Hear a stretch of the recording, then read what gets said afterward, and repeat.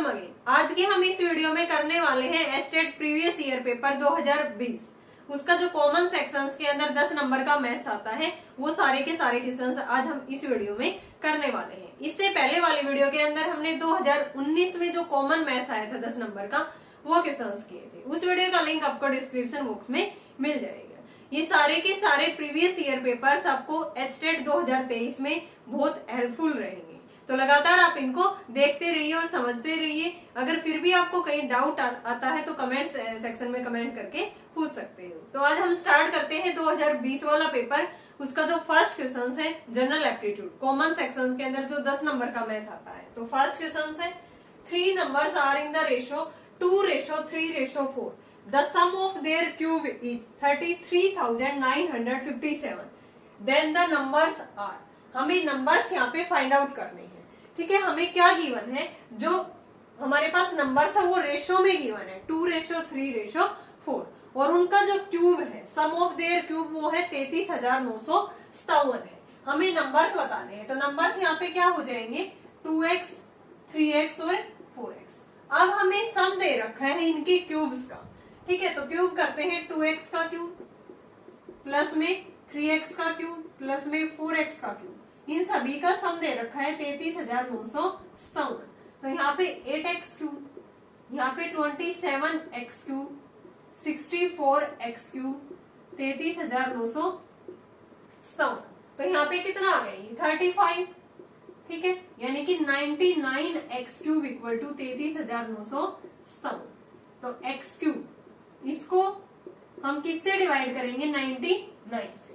अगर आप इसको 99 से डिवाइड करोगे तो ये आएगा यहाँ से हमारा 343।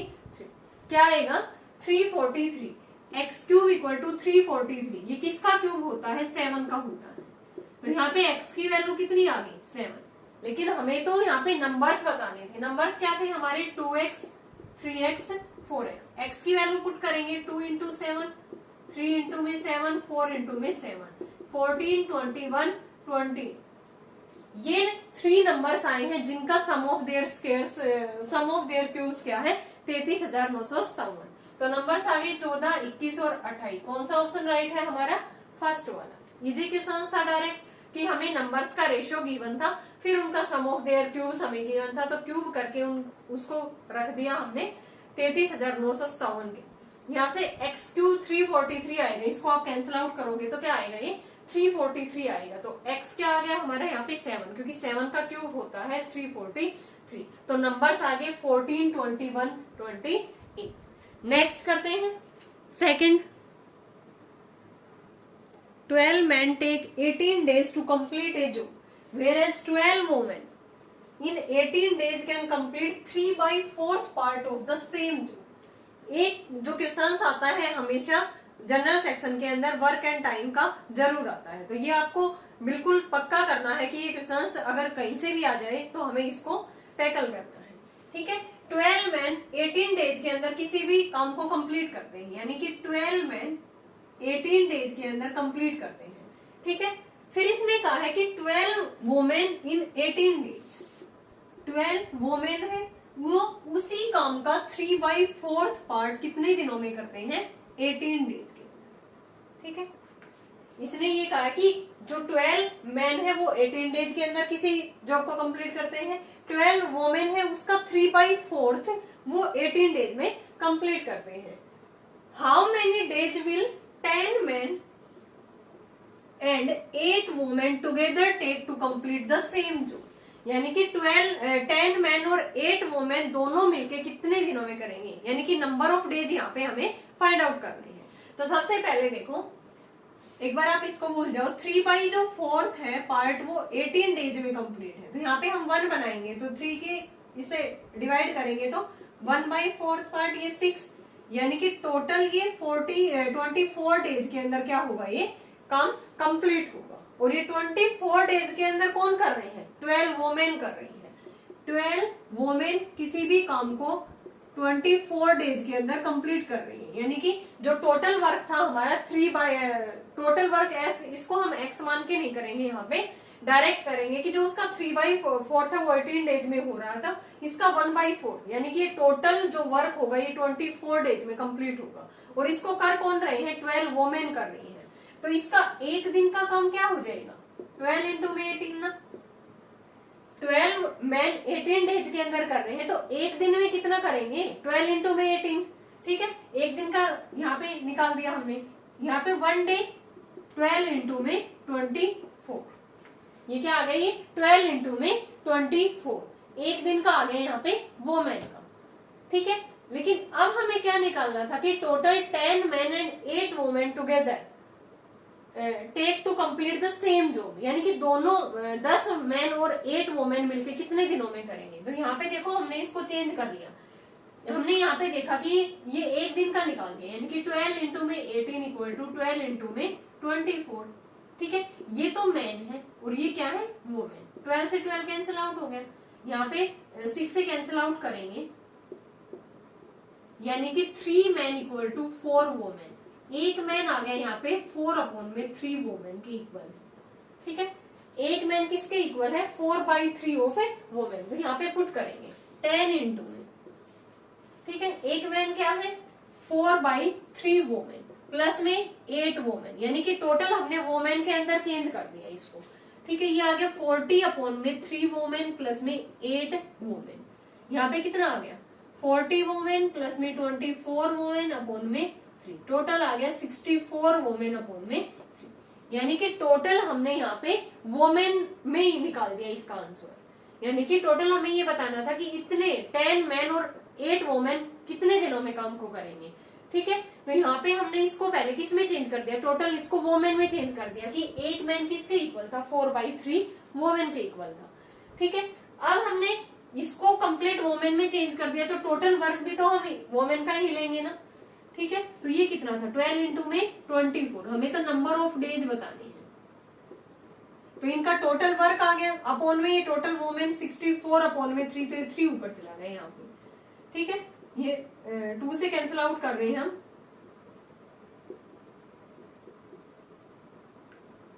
4 से कर देते हैं, 6 पे जाएगा। ठीक है, यहाँ पे 3 3 जा 9, 27 अपॉन में 2, दैट इज 13 एंड 1 अपॉन में 2 डेज। कौन सा ऑप्शन राइट हो जाएगा हमारा, थर्ड वाला। नंबर ऑफ डेज कितने आ गए, 13 एंड 1/2। बड़ा अच्छा क्वेश्चन था, एक बार फिर से देखो। इसने कह रखा था कि 12 मैन 18 डेज के अंदर कंप्लीट करते हैं किसी भी काम को, तो एक दिन में कितना करेंगे, 12 इंटू में 18। ठीक है, और ऐसे ही 12 वोमेन उसी काम का 3/4 पार्ट 18 डेज के अंदर कंप्लीट करते हैं। तो एक बार इसको भूल जाते हैं, 3/4 18 डेज है, तो यहाँ पे हम 1 बनाते हैं। ठीक है, 1/4 ये 3 से डिवाइड किया तो 6 आ गए यहाँ पे। तो टोटल ये जो काम है, जो भी जॉब काम जो भी दे रखा है यहाँ पे, ये 24 डेज के अंदर कंप्लीट हो गया। ये 24 डेज यानी कि 12 वोमेन थी ना, 24 डेज के अंदर कंप्लीट हुआ है, तो 1 डे का ये आ गया। अब यहाँ से ये भी हमने 1 डे का निकाला है, ये भी, इन दोनों को हमने इक्वल पुट कर दिया। ये मैन थे, ये क्या थे, वोमेन थे, तो यहाँ से 3 मैन 4 वोमेन के इक्वल आ गया, यानी कि एक मैन आ गया 4/3 वोमेन के इक्वल है। अब हमें बताना था कि 10 मैन और 8 वोमेन कितने दिनों के अंदर करेंगे। तो यहाँ पे मैन की जगह पे 1 मैन किसके इक्वल है, 4/3 वोमेन, तो ये कंप्लीट हमने वोमेन में चेंज कर दिया। तो टोटल वर्क भी तो वोमेन का देखेंगे, वो क्या था 12 इंटू 24 अपॉन में क्या आ जाएगा, ये टोटल जितनी भी महिलाएं थी, यानी कि टोटल वर्क ये था और टोटल ये यहाँ पे वोमेन थी। तो नंबर ऑफ डेज आ जाएंगे कि उन्होंने इतने दिनों में कितना काम किया। तो यहाँ से क्या आ जाएंगे, क्योंकि हमने इसको कंप्लीट को वोमेन में चेंज कर लिया ना। बताना तो हमें किसका है, 10 मैन और 8 वोमेन का है, लेकिन हमने इसको complete with the help of this relation इसको किस में चेंज कर लिया, हमने वोमेन के अंदर। ठीक है, तो यहाँ पे टोटल वर्क अपॉन में टोटल वोमेन देखेंगे तो नंबर ऑफ डेज आ गए यहाँ पे 13 एंड 1 अपॉन में 2 डेज। वेरी इंपॉर्टेंट क्वेश्चन है ये। नेक्स्ट देखते हैं third, the radius of A sphere is doubled, what % of its volume is increased. अगर स्फीयर का रेडियस डबल कर दिया जाए तो उसकी जो वॉल्यूम है वो कितने % इंक्रीज होगी, ये हमें यहाँ पे फाइंड आउट करना है। ठीक है, तो सबसे पहले हम मान लेते हैं इसके अंदर जो उसका रेडियस है, रेडियस क्या मान लिया मैंने, r मान लिया, ठीक है, उसको डबल किया तो कितना हो गया 2r। तो यहाँ पे पहले वॉल्यूम कितनी थी हमारी 4/3πr3, स्फीयर की वॉल्यूम यही होती है। डबल करने के बाद वॉल्यूम कितनी है 4/3π2r का cube, that is 4/3π8r cube, sorry 8r cube. अब इसने ये पूछा है कि कितने परसेंट उसकी वॉल्यूम इंक्रीज हुई है, तो परसेंटेज इंक्रीज किस तरह से निकालते हैं हम, जो आई है चेंज होने के बाद माइनस में वो और अपॉन में ओरिजिनल इंटू में 100, यानी कि फाइनल वैल्यू माइनस में ओरिजिनल वैल्यू अपॉन में ओरिजिनल वैल्यू इंटू में 100। कोई भी चीज हम परसेंटेज में इस तरह से निकालेंगे तो 4/3π8r क्यूब माइनस में 4/3πr क्यूब अपॉन में 4/3πr क्यूब इंटू में क्या हो जाएगा 100, ऊपर से कॉमन आ गया 4/3πr क्यूब, 8 माइनस में 1 बच गया, नीचे क्या है 4/3πr क्यूब इंटू में क्या है 100, ये कैंसिल आउट हो गया, 8 माइनस 1 7, यानी कि 700 क्या आ गई 700% यहाँ पे क्या हो जाएगी वो इंक्रीज हो जाएगी, यानी कि पहले रेडियस r था, देन डबल होने के बाद 2r हो गया, देन उसकी वॉल्यूम क्या हो जाएगी 4/3πr क्यूब, स्टार्टिंग में थी 2r क्यूब किया तो 4/3π8r क्यूब आ गया। अब हमें परसेंटेज इंक्रीज निकालना था, तो ये आई है चेंज होने के बाद, ये माइनस में पहले क्या थी ये अपॉन में इसकी ओरिजिनल वैल्यू इंटू में 100, ये कितना आ गया 700%। डायरेक्ट इसको किस तरह से कर देते हो कि अगर रेडियस उसका कोई भी r1 है, फिर वो क्या आ गया यहाँ पे 2 हो गया, यानी कि वॉल्यूम बतानी है तो इसका हमें क्यूब करना है, इसका क्या करना है हमें क्यूब करना है, डायरेक्ट करना चाहिए इस क्वेश्चन को, इस तरह से ना करे तो 1 का क्यूब ये आ गया हमारा 8, 1 से 8 हो गया, ठीक है, कितने का डिफरेंस है 7, और किसके ऊपर है ओरिजिनल वैल्यू, और इंटू में क्या है 100, तो डायरेक्ट क्या आ गया ये 700%। इसको इस तरह से भी हम इसको सोल्व कर सकते हैं। नेक्स्ट देखो, a dealer sells an article for ₹24, gains as much percent as the price of the article then the cost price of the article each। हमें कॉस्ट प्राइस यहाँ पे फाइंड आउट करना है। ये कह रहा है कि किसी भी आर्टिकल को बेचने किसने कितने रुपए के अंदर उसने बेचा है 24 के अंदर, फिर उसको कितने का गेन होता है as much percent as the price of the article, जितना प्राइस था आर्टिकल का उतने ही परसेंट उसको क्या होता है वहां पे गेन होता है, ठीक है। हमें कॉस्ट प्राइस यहाँ पे फाइंड आउट करना है, तो कॉस्ट प्राइस को मान के चल पड़ेंगे। यहाँ पे कॉस्ट प्राइस हमने x रुपए मान लिया, यानी कि ये हमारा CP है, तो SP क्या है यहाँ पे 24 है, प्रॉफिट क्या आ गया 24 माइनस में x, ऐसे ही तो निकालते हैं SP माइनस में CP। अब इसने क्या रखा है कि जो गेन हो रहा है वो किसके इक्वल है, as much percent as the price of the article, यानी कि जो प्रॉफिट परसेंट है हमारा वो किस तरह से निकलेगा, प्रॉफिट अपॉन में CP इंटू में 100 है। ये भी हमें क्या दे रखा है कि वो कितने परसेंट के इक्वल है as the price of the article, price of the article क्या माना है x, तो ये भी x गिवन है।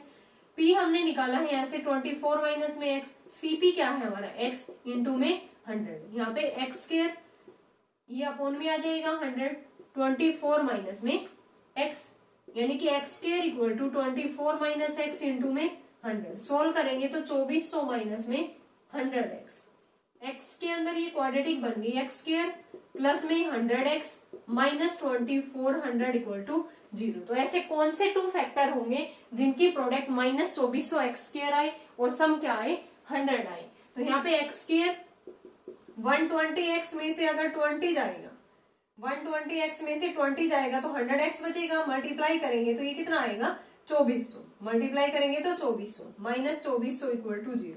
x कॉमन लिया तो x प्लस में 120 माइनस 20 कॉमन लिया तो यहाँ पे क्या बच गया, ये भी x होगा ना, x माइनस में माइनस हमने बाहर ले लिया तो x प्लस में 120 इक्वल टू 0, यानी कि 2 फैक्टर आ गए x प्लस 120 और x माइनस में 20 इक्वल टू 0। तो x की वैल्यू माइनस 120 और x की वैल्यू 20, ये तो नेगेटिव में कभी भी हम प्राइस लेंगे नहीं, तो x की वैल्यू क्या आ गई हमारी 20। कौन सा ऑप्शन राइट हो जाएगा हमारा 4th वाला। बहुत इजी था, डायरेक्ट हमें कॉस्ट प्राइस बताना था और इसने ये कह रखा था कि सेलिंग प्राइस किसी भी आर्टिकल का वो क्या है 24 है। फिर इसने एक बात और कही कि जो जितना भी गेन है गेन परसेंट किसके इक्वल है? As the price of the article, यानी कि जो प्रॉफिट परसेंट है वो कॉस्ट प्राइस के इक्वल है। तो हमने कॉस्ट प्राइस यहाँ पे x मान लिया, SP 24 है, देन प्रॉफिट क्या होता है? SP माइनस में CP, और प्रॉफिट परसेंट हमें गिवन है वो किसके इक्वल है? As the cost price of article. तो प्रॉफिट परसेंट का फॉर्मूला क्या होता है? प्रॉफिट अपॉन CP इंटू में 100। कोई भी प्रॉफिट और लॉस जो भी होता है वो कॉस्ट प्राइस के ऊपर होता है। तो यहाँ पे प्रॉफिट परसेंट x है as the cost price of the article. Profit 24 minus X, CP भी x है इंटू में 100, ये x स्क्वायर बाई 100, इधर ये बच गया। 100 की मल्टीप्लाई करेंगे तो ये क्वाड्रेटिक बन जाएगी x के अंदर, तो इसकी 2 वैल्यूज आ गई -120 एंड 20। लेकिन माइनस वैल्यू हम कभी भी लेंगे नहीं क्योंकि ये कॉस्ट प्राइस दे रखा है आर्टिकल का, तो यहाँ पे x की वैल्यू क्या आ गई? 20 आ गई। तो hence cost price of the article is 20।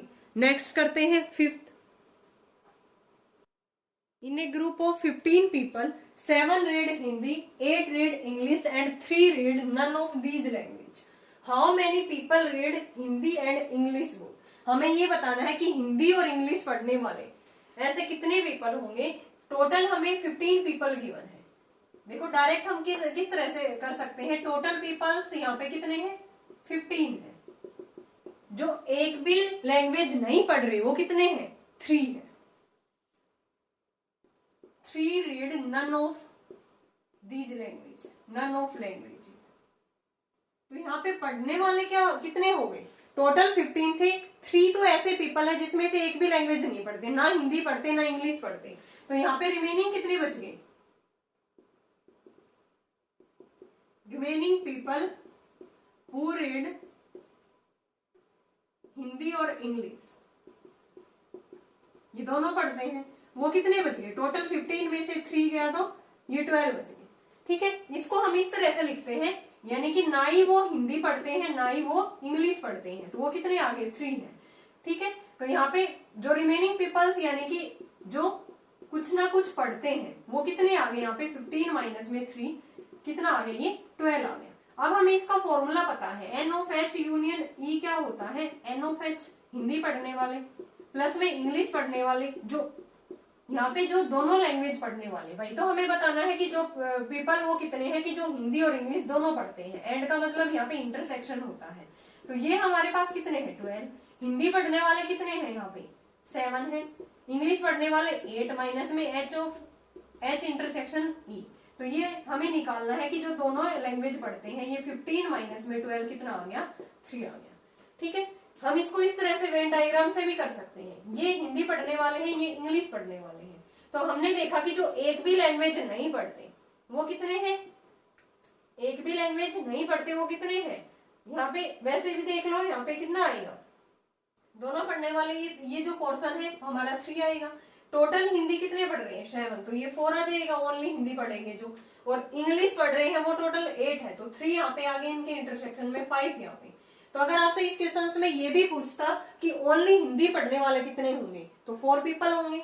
Only English पढ़ने वाले कितने होंगे? 5 होंगे। और जो यहाँ पे 3 कोई भी लैंग्वेज नहीं पढ़ रहा था, तो रिमेनिंग हमारे पास पढ़ने वाले कितने बच गए? 12। और उनमें से हिंदी पढ़ने वाले 7 थे, इंग्लिश वाले 8 थे। तो लेकिन बताना हमें वो था कि जो दोनों लैंग्वेज पढ़ते हो वो कितने आ गए? यहाँ पे 3 आ गए। ठीक है, कौन सा ऑप्शन हमारा राइट हो जाएगा? Second part. 6 देखो, P and Q are rational numbers है। ठीक है, हमें इस फॉर्म में दे रखा है, रूट की फॉर्म में, तो वैल्यू बतानी हमें P और Q की। तो अगर हमें इस फॉर्म में कोई भी क्वेश्चन गिवन होता है तो रूट को रिमूव करने के लिए क्या करते हैं? रेशनलाइजेशन करते हैं। तो इसका करेंगे 3√5 अपॉन 3 माइनस √5। किससे मल्टीप्लाई और डिवाइड कर दे? 3 प्लस √5 से, 3 प्लस √5, क्योंकि यहाँ पे माइनस था तो प्लस वाले से कर दिया। इधर P प्लस में Q √5, ऊपर इसका स्क्वायर बन गया 3 प्लस √5 का स्क्वायर, नीचे a minus B into A plus B, A square minus में बी स्क्वायर। ठीक है, तो यहाँ पे 9 प्लस में 5 प्लस में 6√5, नीचे क्या आ गया? 4, P प्लस में Q √5। तो यहाँ पे आ गया 14 प्लस में 6√5 अपॉन में 4, P प्लस Q √5। कंपेयर करेंगे तो यहाँ पे P की वैल्यू आ गई 14/4, Q की वैल्यू जो √5 के साथ में है 6/4 है, तो ये 7/2, ये 3/2, यानी कि P आ गया 7/2 और Q क्या आ गया? 3/2। कौन सा ऑप्शन है हमारा? 7/2 और 3/2। थर्ड वाला ऑप्शन हमारा क्या हो जाएगा? राइट। तो हमको इसी तरह इसको सोल्व करना होता है रूट को रेशनलाइजेशन करके, देन उसमें हम कंपेयर करेंगे डायरेक्ट, ऊपर इसका स्क्वायर बन गया, नीचे ए स्क्वायर माइनस बी स्क्वायर, तो p की वैल्यू 7/2 क्यू की 3/2। नेक्स्ट करते हैं 7th। If the compound interest on a certain some for 2 years at 3% per annum be rupees 101.50, then what would be the simple interest on the same sum for the same time period? हमें क्या क्या दे रखा है यहाँ पे, CI दे रखा है, compound interest दे रखा है 2 साल के लिए 3% रेट के ऊपर, और वो कितना दे रखा है 101.50। हमें सिंपल इंटरेस्ट बताना है सेम टाइम पीरियड के ऊपर और सेम सम के ऊपर। हमारे पास प्रिंसिपल नहीं है ना, ओनली CI है, तो हमें पता है CI क्या होता है, अमाउंट में से प्रिंसिपल को माइनस करते हैं। CI कितना गिवन है 101.50। अमाउंट कैसे निकालते हैं, P into 1 plus R upon 100 की पावर T, माइनस में प्रिंसिपल, P हमने कॉमन ले लिया, रेट क्या है हमारी 3/100, टाइम 2 है, ठीक है, कॉमन ले लिया, तो यहाँ पे क्या आएगा हमारा माइनस में 1 आएगा, इसका क्या आएगा यहाँ पे ऊपर टाइम 2 था, ठीक है, ये 101.50।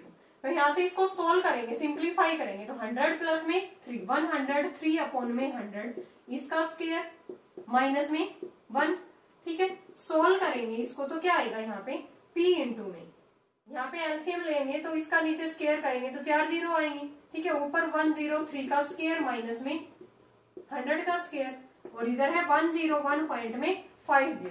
यहाँ पे A square minus B square open करेंगे तो ये आ जाएगा 101.50 P इंटू में, ठीक है, A माइनस में B इंटू में A प्लस में B, और नीचे क्या है 4 जीरो है क्योंकि स्क्वायर था ऊपर, तो यहाँ से हम P निकालेंगे, इसकी इधर मल्टीप्लाई करेंगे, इसको सिंप्लीफाई करके इंटू में 4 जीरो होंगे यहाँ पे, ये क्या आएगा, ये इसके अपॉन में आएगा, इधर P बच जाएगा, 103 में से माइनस करेंगे तो 3, यहाँ पे क्या आएगा 203, इसको सिंप्लीफाई करेंगे तो ये आएगा हमारे पास, इसको सिंप्लीफाई करेंगे तो P की वैल्यू क्या आएगी 5000 अपॉन में 3 आएगा, ठीक है। अब हमें सिंपल इंटरेस्ट निकालना है इसी सेम प्रिंसिपल के ऊपर, तो P इंटू में R इंटू में T अपॉन 100 होता है, 5000 अपॉन 3, R कितना है 3, टाइम कितना है 2, ठीक है, और अपॉन में ये क्या हो गया 100, ये कैंसिल आउट हो गया, ये कैंसिल आउट, तो यहाँ पे SI कितना आ गया ₹100, SI कितना आ गया हमारा 100, कौन सा ऑप्शन राइट हो गया, सेकंड वाला। एक बार फिर से देखो CI क्या होता है, अमाउंट में से प्रिंसिपल माइनस करते हैं, CI हमें गिवन है, अमाउंट कैसे निकालते हैं, P into 1 plus R by 100 की power T minus P common लिया, R और T की वैल्यू यहाँ पे पुट की, तो 103 अपॉन 100 का कंप्लीट का स्क्वायर हो गया, ठीक है, तो अलग अलग करेंगे तो नीचे इसकी 4 जीरो आ गई, ऊपर 103 का स्क्वायर माइनस में 100 का square, A square minus B square, A minus B into A plus B, यहाँ से P निकाला तो P कितना आ गया 5000 अपॉन में 3। अब हमें इसी पे सेम टाइम पीरियड पे सेम रेट के ऊपर SI निकालना था, तो PRT अपॉन 100 करके निकाला, P की वैल्यू ये पुट कर दी, R 3 था, T 2 था, SI कितना आ गया 100, ठीक है। नेक्स्ट देखो, one angle of a quadrilateral is 108 degree and the remaining 3 angles are equal, find each of the 3 equal angles. Quadrilateral का एक एंगल हमें गिवन है, रिमेनिंग 3 एंगल्स इक्वल है, और इक्वल एंगल हमें यहाँ पे मेजर करना है, तो एक एंगल क्या है यहाँ पे हमारा 108 डिग्री है, 3 एंगल्स इक्वल है तो उसको 3x मान लिया, x प्लस x मान लिया एक एंगल, तो उनका सम कितना हो गया 3x, टोटल कितना होता है यहाँ पे किसके एंगल्स थे क्वाड्रिलेटरल के 360, चारों एंगल्स का सम, ठीक है, तो यहाँ से 3x आ गया 360 108, माइनस करेंगे तो यहाँ पे कितना आ गया 2 5, ठीक है, यहाँ पे 2, x की वैल्यू आ गई 252 अपॉन में 3 84, x की वैल्यू क्या आ गई 84, और x यही क्या था हमारा इक्वल एंगल्स था, तो कौन सा ऑप्शन राइट हो जाएगा हमारा थर्ड वाला, ठीक है। डायरेक्ट निकाला है, तीनों एंगल्स इक्वल थे वो x मान लिए, और चारों एंगल का सम 360, x कितना आ गया यहाँ पे 84 आ गया। नेक्स्ट क्वेश्चंस करते हैं 9th। इफ 2 की पावर x इक्वल टू 4 की पावर y इक्वल टू 8 की पावर z एंड 1 अपॉन में 2x plus 1 upon 4y plus 1 upon 4z equal to 4, then the value of x is, ठीक है, हमें इस फॉर्म में गिवन है और इसकी वैल्यू 4 दे रखी है, देन हमें x की वैल्यू फाइंड आउट करनी है। 2 की पावर x है, 4 को क्या लिख सकते हैं 2 की पावर 2 और ऊपर पावर y है, पावर 2 पावर मल्टीप्लाई 2 की पावर 3 लिखेंगे तो 3z। ठीक है, अब हमें वैल्यू किसकी बतानी है, देखो यहाँ पे बेस सेम है तो इक्वेट करेंगे तो x 2y के इक्वल है और 2y किसके इक्वल है 3z की। हमें वैल्यू बतानी है 1/2x 1/4y 1/4z equal to 4 हमें गिवन है। x की वैल्यू बतानी है यानी कि इसको हमें x के अंदर ही रखना है। ठीक है, तो यहाँ से 1/2x एज इट इज रखेंगे 1/4 इंटू में y यानी कि x 2y के इक्वल है, तो y क्या हो गया यहाँ से x/2, x में ही चेंज कर लेते हैं तो 4 इंटू वाई की जगह पे x/2 रख दिया प्लस में 1/4 इंटू में z, तो z भी हम x की फॉर्म में लिखेंगे तो x 3z के इक्वल है, तो z क्या आ गया x/3। तो यहाँ पे ये क्या आ गया z की जगह पे हम क्या रख सकते हैं x/3, ये इक्वल टू 4 है 1/2x, ये भी क्या बन गया 1/2x, ये 3 ऊपर चला गया 3/4x इक्वल टू 4। यहाँ पे क्या आ गया 2/2x प्लस में 3/4x इक्वल टू 4। 4x यहाँ पे क्या आ गया एलसीएम आ गया, ये 4 प्लस में 3 equal to 4, 7 equal to 16x, x की वैल्यू हमें बतानी थी 7/16। कौन सा ऑप्शन राइट हो जाएगा हमारा फर्स्ट वाला ही, बहुत इजी क्वेश्चन था। 2 की पावर x 2 की 2y 2 की 3z लिख सकते हैं ना, 2 की पावर 3 8 को। ठीक है, तो यहाँ पे बेस सेम है, पावर को इक्वेट करेंगे तो x 2y के इक्वल है, ये 3z के इक्वल है। अब हमें ये रिलेशन गिवन था, x की वैल्यू बतानी है, अगर यहाँ से y की वैल्यू पूछता तो इसको सभी को y में चेंज कर देते, z की पूछता तो z के अंदर कर देते। अब इसने x में पूछा है तो x 2y के इक्वल है तो y क्या आ गया x/2, x 3z के भी इक्वल है तो z क्या आ गया x/3, तो यहाँ पे y z की जगह पे x y की फॉर्म में रख दिया, एलसीएम लिया सिंप्लीफाई किया 7 16x के इक्वल है तो x की वैल्यू क्या आ गई 7/16। नेक्स्ट देखो 10th, in a journey of 80 kilometre a train covers the first 60 kilometre at 40 kilometre per hour, यानी कि टोटल डिस्टेंस हमें 80 किलोमीटर गिवन है। ठीक है, कोई भी ट्रेन है वो पहली 60 किलोमीटर जो डिस्टेंस है वो 40 किलोमीटर पर आवर से क्या करती है तय करती है, and the remaining distance at 20 kilometre per hour, the average speed of the whole journey. Average speed के लिए हमें क्या चाहिए टोटल डिस्टेंस चाहिए और टोटल टाइम चाहिए, डिस्टेंस अपॉन में टाइम, तभी तो स्पीड आएगी उसकी। ठीक है, तो पहले इसने क्या टोटल जो डिस्टेंस है वो हमारी कितनी है 80 किलोमीटर है। ठीक है, तो पहले के लिए टाइम कितना आ गया, यानी कि पहली 60 किलोमीटर डिस्टेंस अपॉन में स्पीड, पहली 60 किलोमीटर की जो डिस्टेंस है उसने किस स्पीड से की है 40 किलोमीटर से, यानी कि ये आ गया 3/2 आवर टाइम। फिर जो रिमेनिंग जो डिस्टेंस है, रिमेनिंग डिस्टेंस कितनी बच गई 60, यहाँ पे कर ली टोटल 80 थी तो 20 बच गई, उसने वो 20 किलोमीटर पर आवर से ही क्या की है स्पीड ये है उसकी, तो यहाँ पे क्या आ गया 1 आवर। टोटल टाइम कितना आ गया यहाँ पे, टोटल टाइम आ गया हमारे पास t1 प्लस में t2 3/2 प्लस में 1 दैट इज 5/2 आवर। अब हमें उसकी एवरेज स्पीड बतानी है, एवरेज स्पीड कितनी आ गई टोटल डिस्टेंस अपॉन में टोटल टाइम, डिस्टेंस कितनी है 80, टाइम कितना है 5/2, 2 ऊपर चला गया यहाँ से 5 से कैंसिल आउट करेंगे तो 16, ये टोटल कितना आ गया 32 किलोमीटर पर आवर। कौन सा ऑप्शन राइट हो जाएगा हमारा थर्ड वाला। हमें तो एवरेज स्पीड बतानी थी, पहले टोटल डिस्टेंस दे रखी है, फिर इसने ये कहा कि पहली 60 किलोमीटर डिस्टेंस उसने किस स्पीड से ट्रेवल की है 40 kilometre per our, then remaining की है 20 किलोमीटर पर आवर, दोनों से टाइम निकाल लिया। अब टोटल टाइम कितना हो गया 5/2 आवर, टोटल डिस्टेंस कितनी थी 80, एवरेज निकालने के लिए टोटल डिस्टेंस अपॉन में total time that is 32 kilometre per hour. एक और क्वेश्चन रह गया इसमें 11th, a swimming pool 30 metre long has a depth of water 0.80 metre at one end and 2.4 meter at the other end. The area of the vertical cross section of the pool along the length each. Length हमें given है इसकी 30 metre है। ठीक है, उसकी depth दे रखी है, एक साइड से तो है 0.80 मीटर, दूसरी साइड से कितनी है 2.4 मीटर। ठीक है, हमें क्या बताना है उसका एरिया बताना है, तो ये किस टाइप की होगी हमारी, यहाँ पे लेंथ दे रखी है, हम length of the pool 30 metre, अगर इसको सेंटीमीटर में चेंज करेंगे तो 30 इंटू में 100 सेंटीमीटर। डेप्थ दे रखी है उसकी डेप्थ ऑफ द पूल, एक साइड से तो 0.80, इसको भी सेंटीमीटर में करेंगे तो 80 सेंटीमीटर, और ये 240 सेंटीमीटर। अब देखो ये जो भी क्रॉस सेक्शन है ये हमारा क्या बन रहा है, ट्रेपीजियम बन रहा है। ठीक है, तो ट्रेपीजियम का एरिया क्या होता है, एरिया वर्टिकल क्रॉस सेक्शन क्या है, यहाँ पे एक ट्रेपीजियम फॉर्म है, vertical cross section is a trapezium. ठीक है, ट्रेपीजियम का एरिया क्या होता है, area of cross section half into में sum of parallel sides, sum of parallel sides, और इंटू में क्या होती है, हाइट होती है। Sum of parallel sides 80 plus में 240, हाइट उसकी ये मान लेते हैं 30, इस तरह से करेंगे तो 30 और इंटू में 100 सेंटीमीटर में कर दिया हमने कंप्लीट। तो हाफ इंटू में ये कितना आ गया यहाँ पे 320 इंटू में 30 इंटू में 100। ठीक है, इसको सोल्व करेंगे तो ये आ जाएगा हमारा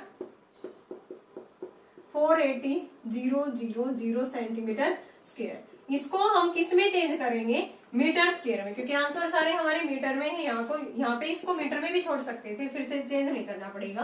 तो नीचे इसका स्क्वायर है, तो मतलब कि 10,000 से डिवाइड करना पड़ेगा मीटर में बनाने के लिए। तो ये क्या आ गया 48 मीटर स्क्वायर। कौन सा ऑप्शन राइट हो जाएगा हमारा, फर्स्ट वन। एक बार फिर से देखो, हमें क्या गिवन था, यहाँ पे स्विमिंग पूल की लेंथ गिवन थी 30 मीटर, उसकी डेप्थ दे रखी थी एक साइड से तो 0.80 मीटर, दूसरे साइड से 2.4 मीटर। ठीक है, इसको हमने सेंटीमीटर में चेंज कर दिया। फिर यहाँ पे हमने देखा कि जो ये शेप आएगी क्रॉस सेक्शन, ठीक है, ये क्या आएगा, ये ट्रेपीजियम शेप आएगी। तो एरिया ऑफ क्रॉस सेक्शन क्या होता है, half into sum of parallel sides into में हाइट। इसको सोल्व किया तो हमारा क्या आ जाएगा, ये मीटर में कन्वर्ट करने में, ये सेंटीमीटर स्क्वायर है। एक बार इसको मीटर में चेंज करेंगे तो 100 से स्क्वायर है तो 2 बार नीचे 100 आएगा, यानी कि 10,000 से इसको डिवाइड करेंगे तो डायरेक्ट क्या आ गया, ये 48 मीटर स्क्वायर। ओके गाइज, ये था हमारा पेपर 2020 का, जिसके अंदर हमने जनरल एप्टीट्यूड के क्वेश्चंस किए हैं। जैसे इसमें रीजनिंग और ये जो जनरल एप्टीट्यूड का जो पार्ट आता है वो साथ साथ आता है, तो कोई क्वेश्चंस रीजनिंग में भी दे रखा होगा, इसलिए हमारे यहाँ पे कितने क्वेश्चंस बन गए आज की इस वीडियो के अंदर, 11 क्वेश्चंस बन गए। ठीक है, आई होप आपको ये क्वेश्चंस क्लियर होंगे। अगर फिर भी आपको इनमें कहीं डाउट है तो आप कमेंट सेक्शन में कमेंट करके पूछ सकते हो। इनको आपको खुद से कर करके देखना है क्वेश्चंस को। ये सारे के सारे क्वेश्चंस आपको एस्टेट 2023 के अंदर हेल्पफुल रहेंगे। नेक्स्ट वीडियो में हम करेंगे 2021 में जो कॉमन सेक्शंस आया था एस्टेट 2021 वाला, उसमें जो जनरल सेक्शंस के अंदर 10 क्वेश्चंस आए थे वो हम करेंगे। Thanks everyone.